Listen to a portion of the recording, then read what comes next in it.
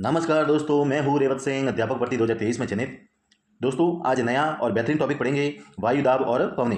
ये part first है, इसके बाद में एक पार्ट सेकंड आएगा, तब जाकर ये टॉपिक कंप्लीट होगा। एक छोटा सा टॉपिक है, आपको पूरा ध्यान लगाकर पढ़ना है। अगर पूरा ध्यान लगाकर पढ़ते हो, समझते हो, तो मैं समझता हूँ ये टॉपिक आपके माइंड में एकदम फिक्स हो जाएगा।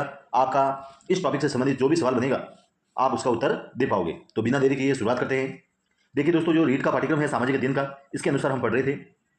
कुछ महत्वपूर्ण कारणों की वजह से क्लास रेगुलर नहीं आ पा रही है, लेकिन आप टेंशन मत रहो। जैसे जैसे मुझे समय मिलेगा, मैं क्लास लगातार डालता रहूँगा और आपका ये कोर्स मैं कंप्लीट करा के ही रहूँगा। तो देखिए दोस्तों, जो ये पाठ्यक्रम है, इस पाठ्यक्रम में हमने इतिहास से संबंधित कर ली है सवाल कंप्लीट, और जितने भी टॉपिक थे वो कंप्लीट कर लिए हैं। पहला, दूसरा और तीसरा जो टॉपिक इतिहास से संबंधित है, इसको कंप्लीट कर लिया था।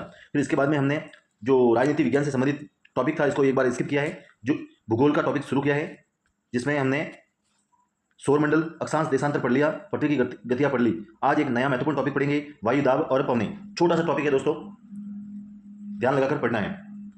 देखिए, वायु दाब टॉपिक का क्या नाम है? वायु दाब। वायु दाब पढ़ने से पहले एक बात समझ लो कि वायु दाब क्या है। नाम से स्पष्ट है, वायु दाब यानी वायु का भार। वायु दाब का मतलब क्या है? वायु का भार। अब वायु का भार के बारे में जानेंगे, और वायु का भार यानी वायु दाब है। वायु दाब और पवने, पवनों की उत्पत्ति भी वायु दाब के कारण होती है, और जहां वायु दाब उच्च और निम्न होता है, उस हिसाब से पवनों की उत्पत्ति होती है। तो वायु दाब का मतलब क्या है? वायु दाब का मतलब होता है जो वायु का भार। तो सबसे अधिक भार कहां होगा? तो सबसे अधिक भार कहां होगा वायु दाब का? सबसे अधिक होगा समुद्र तल में। यानी कि क्या? यानी वायु का जितना ज्यादा वजन होगा, वायु का दाब ज्यादा ही होगा। तो पढ़ते हैं, फिर समझते हैं।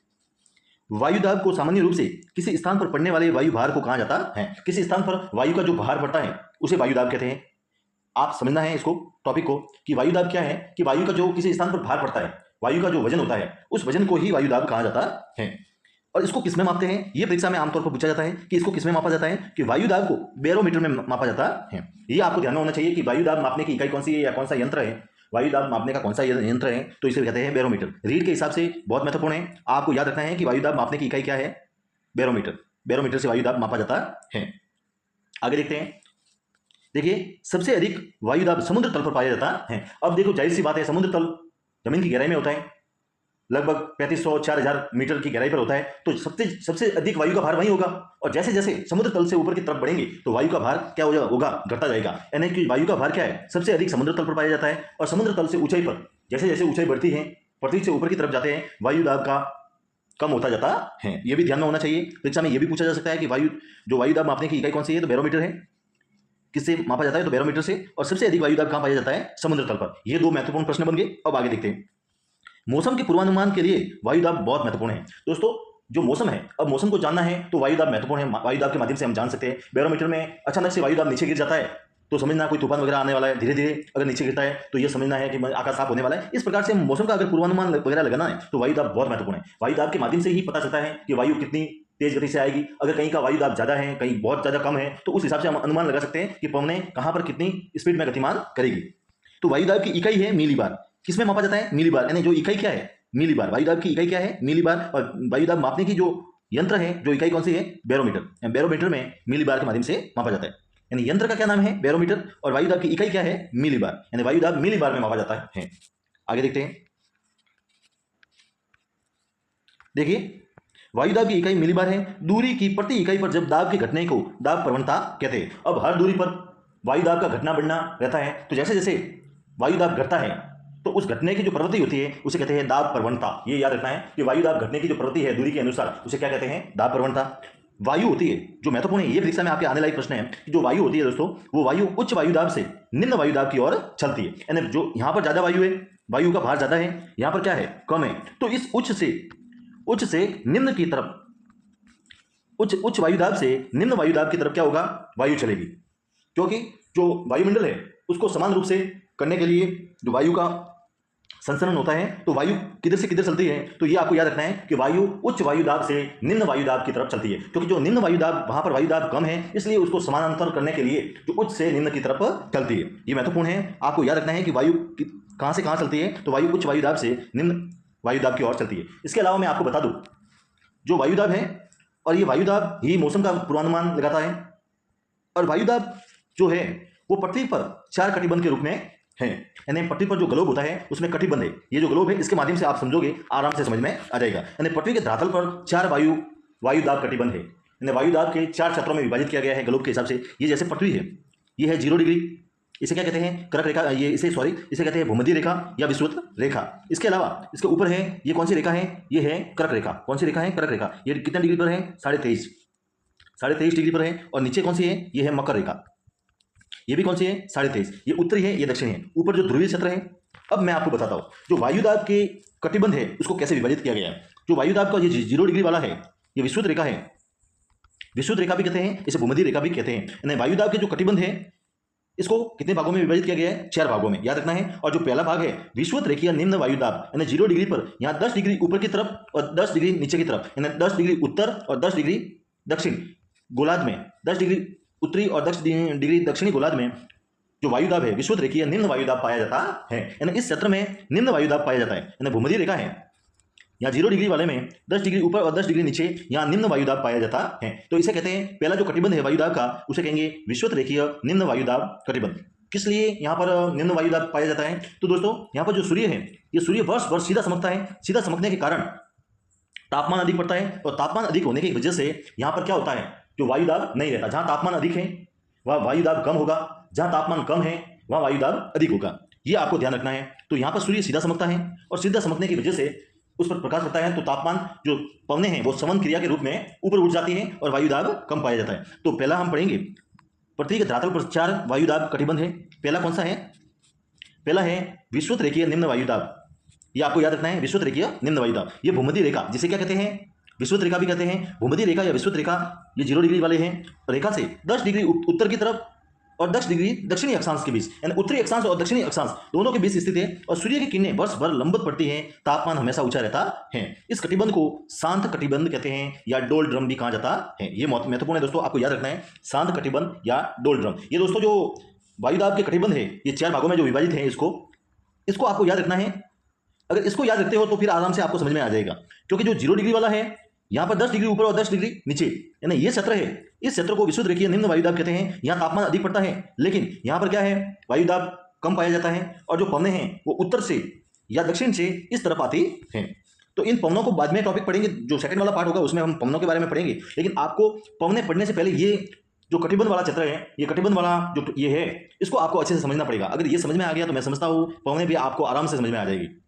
तो ये भूमध्य रेखा से 10 डिग्री उत्तरी और 10 डिग्री दक्षिणी अक्षांशों के बीच स्थित है। सूर्य की किरणें वर्ष भर लंबवत पड़ती है, तापमान हमेशा ऊंचा रहता है। इस कटिबंध को शांत कटिबंध कहते हैं, डोल ड्रम भी कहा जाता है। ये आपको याद रखना है। आगे बढ़ते हैं।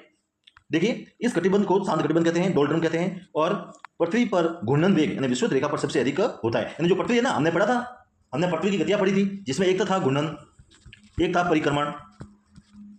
घूर्णन क्या है, पृथ्वी अपने अक्ष पर घूमती है, तो ये सबसे अक्ष पर घूमती है, तो सबसे अधिक गति, सबसे अधिक पृथ्वी का घूर्णन वेग कहां पर पाया जाता है, ये विषुवत रेखा पर पाया जाता है। ये आपको ध्यान रखना है। जो ये पृथ्वी है, ये ग्लोब है, और ये 0 डिग्री वाला विषुवत रेखा है, यहां पर सबसे अधिक क्या होता है, घूर्णन वेग पाया जाता है। ये आपको ध्यान रखना है। तो हमने पहला कौन सा पढ़ा है, विषुवत रेखीय निम्न वायुदाब पेटी, जो 10 डिग्री उत्तरी गोलार्ध और 10 डिग्री दक्षिणी गोलार्ध के बीच में स्थित है। ये क्षेत्र है, ये कौन सा क्षेत्र है, ये शांत क्षेत्र है, इसे डोल्ड्रम भी कहते हैं, और निम्न वायुदाब का क्षेत्र है। और सबसे अधिक घूर्णन वेग कहां है, विषुवत रेखा पर पाया जाता है। ठीक है। दूसरा, 4 पेटियां हैं। दूसरी पेटी देखो, जो पहली पेटी थी वो तो निम्न वायुदाब की थी, लेकिन दूसरी पेटी उपोष्ण उच्च वायुदाब, ये उत्तरी और दक्षिणी गोलार्ध में जो कर्क रेखा है 23.5 डिग्री, इसके ऊपर कर्क रेखाओं से, कर्क रेखा और दक्षिणी गोलार्ध में मकर रेखाओं से 35 डिग्री अक्षांशों तक उच्च वायुदाब पेटियां पाई जाती हैं। और इस क्षेत्र को अश्व अक्षांश कहा जाता है। महत्वपूर्ण पेटी है दोस्तों, ग्लोब है। इस ग्लोब में 0 डिग्री तो ये होगी, और इसके ऊपर 23.5 डिग्री है, और नीचे की तरफ 23.5 डिग्री है।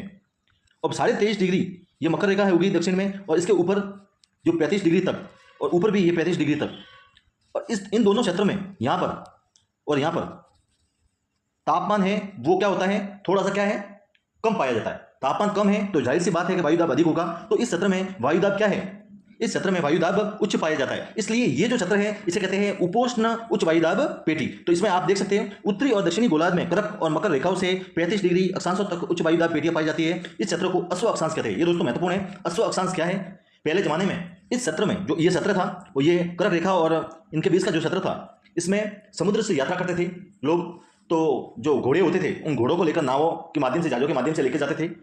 लेकिन जो समुद्र में तूफान वगैरह आते थे, वजन ज़्यादा होता था तो जहाज़ नहीं डूबे, तो उस हिसाब से जो घोड़े वगैरह थे उसको समुद्र में वजन कम करने के लिए फेंक देते थे। कोई ऐसी स्थिति बन जाती थी तूफान वगैरह की, तो उसको कंट्रोल करने के लिए जो अश्व का आवागमन होता था, उनका व्यापार होता था, तो उन जो घोड़े थे उनको फेंक देते थे। कौन से क्षेत्र में? ये मकर रेखा और मकर रेखाओं से 35 डिग्री, चाहे उत्तरी हो या दक्षिणी हो, उस क्षेत्र में उच्च वायुदाब पेटियां पाई जाती है और इसे अश्व अक्षांश कहते हैं। घोड़ों को फेंकने के कारण उस क्षेत्र का नाम क्या पड़ा? अश्व अक्षांश। ये आपको ध्यान में होना चाहिए। तो उपोष्ण उच्च वायुदाब, तो ये आपको ध्यान में हो गया। जैसे देखो उपोष्ण उच्च वायुदाब, तो इस क्षेत्र से हम आगे पवनों वाला जो टॉपिक पढ़ेंगे उसमें इस क्षेत्र से सीधी पवन जो आएगी वो सीधी जाएगी विषुवत रेखीय निम्न वायुदाब की तरफ, क्योंकि हमने जो पढ़ा है कि जो वायु है वो उच्च वायुदाब से निम्न वायुदाब की तरफ चलती है। तो हमारा ये जो उच्च वायुदाब क्षेत्र है, इससे निम्न वायुदाब क्षेत्र कौन सा है? जो विषुवत रेखीय निम्न वायुदाब, जो पहला वाला पेटी पड़ी, वो पेटी उस तरफ जो वर्ष भर जो कौन सी पवनें चलेगी उसके बारे में हम आगे विस्तार से पढ़ेंगे।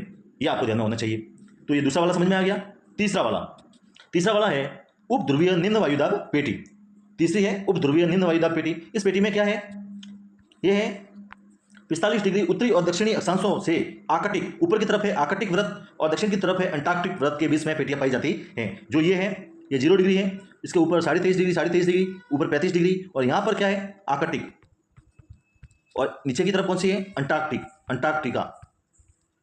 तो इससे थोड़ा सा ऊपर और यहाँ से थोड़ा सा ऊपर, इस क्षेत्र में जो 45 डिग्री से आर्कटिक व्रत और जो दक्षिण में 45 डिग्री से अंटार्कटिक व्रत के बीच में निम्न वायुदाब पाया जाता है।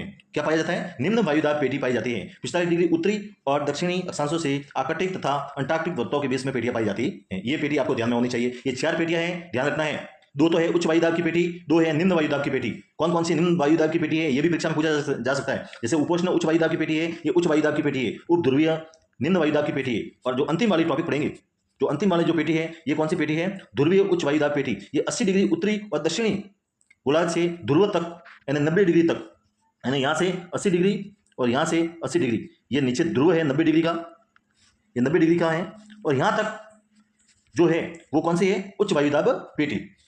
तो यहाँ भी तो ये जो पेटियां है, वायुदाब की जितनी भी पेटियां बताई है, पेटियां हमने पढ़ी है 4। पहली है विषुवत रेखा यानी भूमध्य रेखीय, कौन सी है? निम्न वायुदाब पेटी। दूसरी कौन सी है? उपोष्ण उच्च वायुदाब। और तीसरी कौन सी है? तीसरी है उप ध्रुवीय निम्न वायुदाब, और चौथी है ध्रुवीय उच्च वायुदाब। इसके माध्यम से ही हम पवनें जो आगे सेकंड पार्ट पढ़ेंगे, वो पवनों की उत्पत्ति इनके माध्यम से ही होती है, क्योंकि ये उच्च वायुदाब है। तो इससे इस क्षेत्र से किस तरफ कौन सी पेटी में वायु जाएगी और उस वायु का क्या नाम होगा? निम्न वायुदाब की तरफ कौन कौन सी पवनें आएगी, ध्रुवीय उच्च वायुदाब से पवनें किस तरफ जाएगी। तो ये अगर आपको वायुदाब से संबंधित टॉपिक समझ में आ गया है, तो मैं समझता हूँ जो पवने वाला टॉपिक जो पार्ट सेकंड के रूप में पढ़ेंगे वो आपको आराम से समझ में आ जाएगा। तो छोटा सा टॉपिक था और बहुत महत्वपूर्ण टॉपिक था। आई होप आपको समझ में आ गया होगा। तो कैसा लगा वीडियो? अगर वीडियो अच्छा लगा हो तो लाइक कीजिए, शेयर कीजिए, सब्सक्राइब कीजिए। मिलते हैं इससे आगे वाले पार्ट 2 की तरफ। तब तक के लिए जय हिंद।